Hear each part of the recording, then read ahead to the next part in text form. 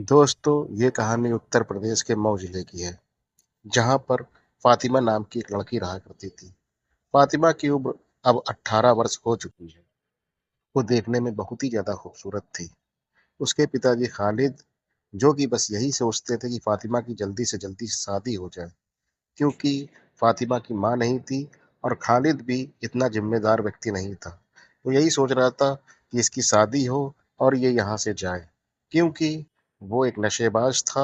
वो अपने आप से ही ज़्यादा मतलब रखा करता था। इसलिए वो फातिमा की बहुत ही जल्द शादी करता है। वो फातिमा की शादी जुनैद नाम के एक लड़के से करता है। जुनैद, जो कि देखने सुनने का बहुत ही सुंदर लड़का था, उसकी फातिमा से शादी हो जाती है। अब फातिमा और जुनैद बहुत ही अच्छी तरीके से जीवन जी रहे थे।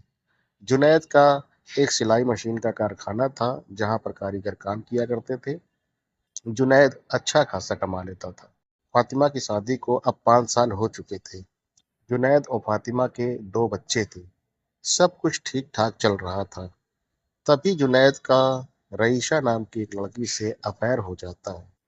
रईसा, जो देखने सुनने में बहुत ही ज़्यादा खूबसूरत थी, जुनैद उसकी खूबसूरती में फिसल जाता है। अब जुनैद का घर में मन नहीं लग रहा। वो रईसा के अफेयर में ऐसा फँस जाता है कि वो फातिमा को पूरी तरीके से भूल जाता है। फातिमा को ये बात नागवार गुजर रही थी। वो यही सोच रही थी कि पता नहीं जुनैद को क्या हो गया है। जुनैद अब पहला जैसा नहीं रह गया है। ना ही वो मुझे इतना चाहता है और ना ही टाइम देता है। इसलिए फातिमा इसकी जाँच-पड़ताल में लग जाती है।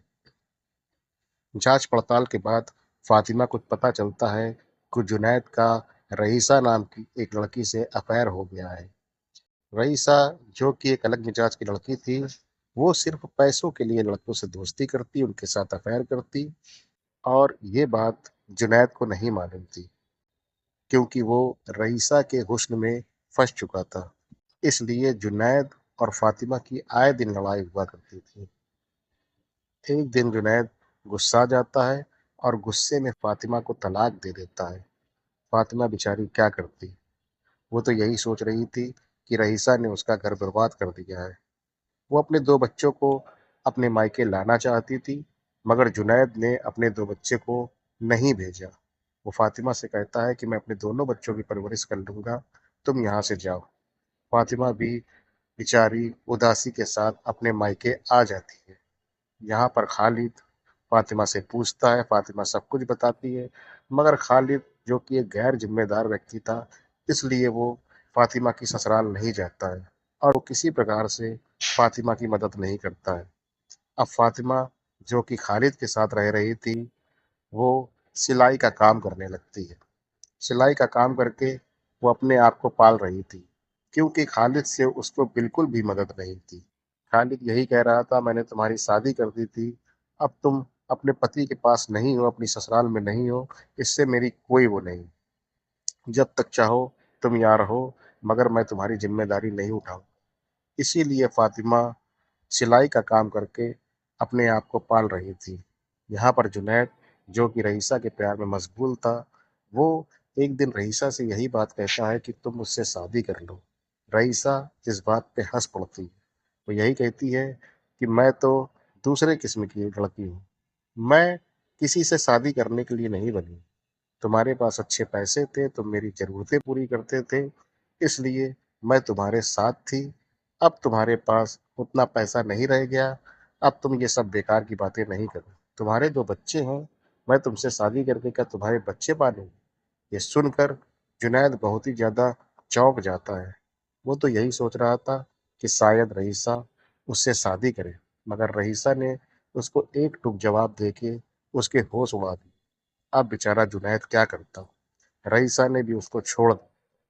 जुनैद बहुत ही दिक्कत में आ जाता है, क्योंकि उसके ऊपर 2 बच्चों की परवरिश थी, साथ ही साथ उसका काम, जो कि बहुत ही ज़्यादा डाउन हो गया था, उसको पैसे की तंगी हो चुकी थी। उसने बहुत सारा पैसा रईसा पे उड़ा दिया था। अब बेचारा जुनैद क्या करता? जुनैद एक दिन यही सोचता है कि मैं फातिमा के पास दोबारा जाऊँगा और उसको लेकर चला आऊँगा। मगर यहाँ पर खालिद एक दिन रात को नशे की हालत में घर पे आया। जैसे ही खालिद नशे की हालत में अपने घर आया तो उसने देखा कि फातिमा सो रही है और नशे की हालत में वो फातिमा के पास चला गया। उसे सोता हुआ देखकर उसके अंदर का शैतान जाग गया और उसने फातिमा का रेप कर दिया। अब फातिमा बेचारी क्या करती? वो यही सोच रही थी कि ये सब क्या हो गया, मगर खालिद अपने मंसूबों को अभी अधूरा नहीं छोड़ना चाहता था। वो आए दिन फातिमा के साथ बलात्कार करने लगा। फातिमा भी बेचारी क्या करे? वो यही सोचती है कि मैं किसको बताऊं, किससे कहूं, क्योंकि उसका बाप ही उसके साथ बलात्कार कर रहा था, गलत काम कर रहा था। फातिमा चुप रहती है और खालिद के मुंह तो मानो खून लग गया हो, क्योंकि उसकी पत्नी को गुजरे हुए बहुत समय हो चुका था। एक दिन जुनैद फातिमा के घर आ जाता है। वो बहुत ही पछतावे में था, इसलिए वो फातिमा के घर आ जाता है। फातिमा जैसे ही जुनैद को देखती है वो रो पड़ती है, रोने लगती है।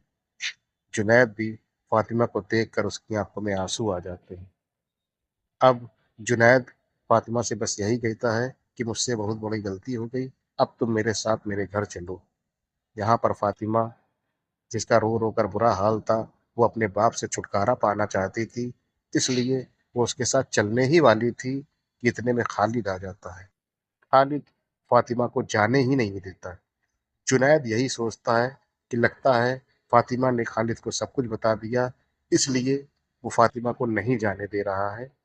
और वो यही सोचता है कि तलाक की बात के कारण खालिद फातिमा को नहीं जाने दे रहा है, मगर ऐसा नहीं था। खालिद तो फातिमा से कुछ और ही चीज हासिल कर रहा था। धीरे धीरे वक्त गुजर जाता है। कुछ दिनों बाद जुनैद फिर से फातिमा के घर जाता हूँ, मगर खालिद उसे जाने ही नहीं देता। अब जुनैद को थोड़ा शक होता है, इसलिए वो फातिमा से बहुत ही डरा धमका के पूछता है। कहता है, ऐसी कौन सी बात हो गई? जब मैं राजी हूँ, तुम राजी हो, तो तुम्हारा बाप क्यों नहीं जाने दे रहा है?